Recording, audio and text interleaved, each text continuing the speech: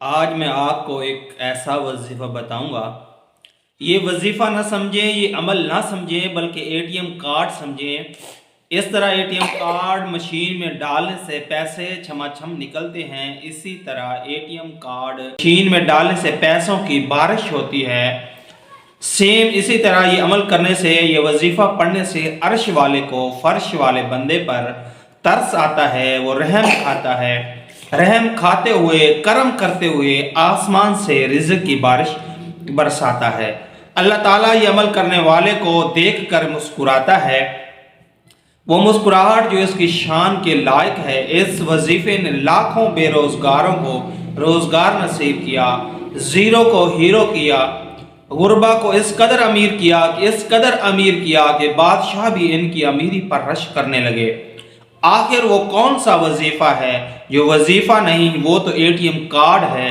غربت کا ستایا ہوا، فاقوں میں ڈوبا ہوا، بھوک سے نڈھال ایک کمزور شخص حضرت سیدنا غوث اعظم کی خدمت میں حاضر ہوا، دست ادب کو جوڑ کر نہایت ادب سے عرض گزار ہوا، حضرت غربت نے میرے گھر میں ڈیرا ڈال دیا ہے، غربت نے میرے گھر میں بستر بچھا دیا ہے، بستر کے اوپر بیٹھ گئی ہے، غربت نے میرے گھر کے اندر دھرنا دے دیا ہے، اندھیرا ڈال دیا ہے، اٹھنے کا نام ہی نہیں لے رہی۔ اس کم بخت غربت نے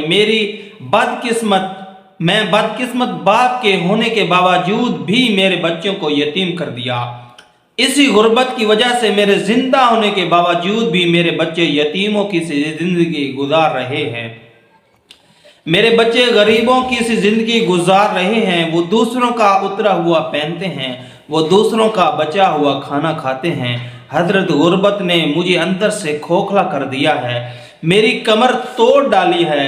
میری بیوی دوسروں کے برتن دھوتی ہے، شام کو روٹی پکا کر کھاتے ہیں، تین دن کے فاقے کاٹنے پڑتے ہیں، تین دن روٹی نصیب نہیں ہوتی۔ وجہ وہی غربت ہے۔ حضرت کوئی ایسا عمل بتائیں، میں وہ عمل کروں، کوئی ایسا وظیفہ بتائیں، یہ کم وقت غربت میرے گھر سے نکل جائے، تاکہ میرے گھر میں خوشحالی آئے، میرے گھر میں رزق آئے۔ اسی غربت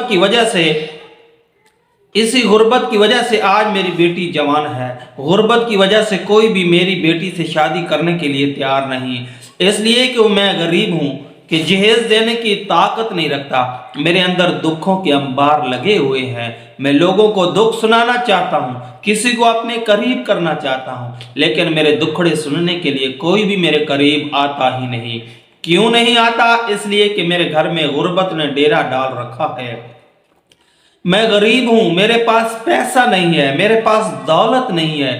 اس کی روداد سننے کے بعد حضرت غوث اعظم رضی اللہ تعالیٰ عنہ نے فرمایا، میں تمہیں ایک چھوٹی سی سبق آمیز کہانی سناتا ہوں، ایک سچا واقعہ سناتا ہوں۔ ایک گاؤں تھا، اس گاؤں کے اندر غربت نے ڈیرا ڈال رکھا تھا۔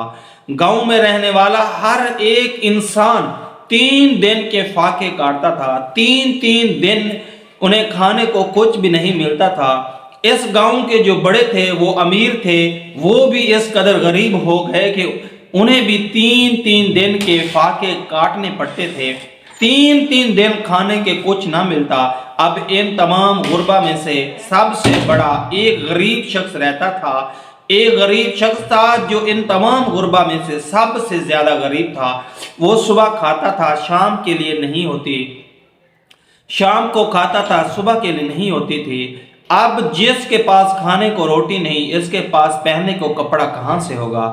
اللہ اکبر! اللہ کا کرنا ایسا ہوا کہ ایک تو غربت نے کمر توڑ رکھی تھی، دوسرا اس کی ماں کا انتقال ہو گیا۔ ماں کے مرتے ہی پریشانیوں نے جگرا پھاڑ کے رکھ دیا، ماں کی جدائی نے کلیجہ چیر کے رکھ دیا۔ اب ماں کے لیے کفن خریدنے کے لیے پیسے نہیں تھے۔ اس نے غریب شخص نے کیا کیا؟ درختوں کے پتے کاٹے، درختوں کے پتوں سے کفن تیار کیا، درختوں کے پتوں سے کفن بنایا۔ ماں کو کفن دے کر قبرستان کی طرف لے کے جا ہی رہا تھا، وہاں سے ایک غریب شخص کا گزر ہوا۔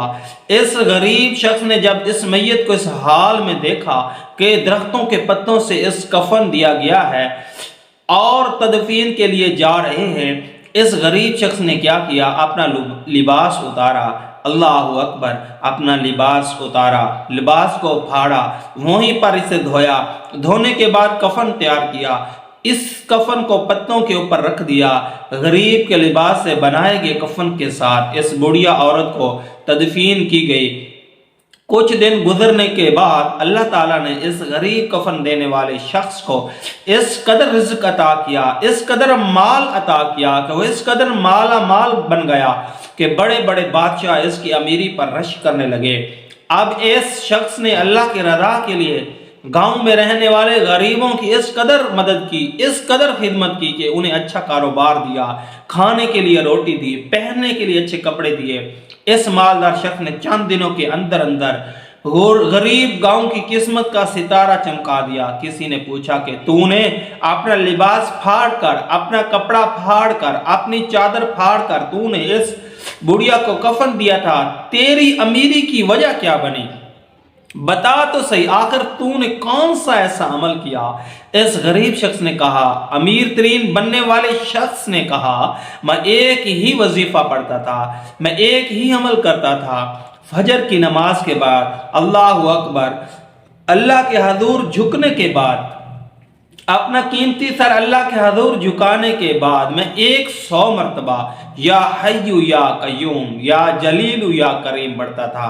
حضرت غوث سے اعظم نے فرمایا، اے بندہ، خدا اگر تو چاہتا ہے کہ تیرے گھر سے غربت ختم ہو جائے، غربت کا جنازہ نکل جائے، امیری عروج پر آ جائے، غربت جاتی دکھائی دے، امیری آتی دکھائی دے، تو اپنے بچوں کو کہہ دو کہ اللہ کے حضور جھکا کرے، نماز پڑھا کرو، فجر کی نماز کے بعد 100 مرتبہ یا حی یا قیوم یا جلیل یا کریم پڑھا کرو، 100 مرتبہ یا حی یا قیوم یا جلیل یا کریم۔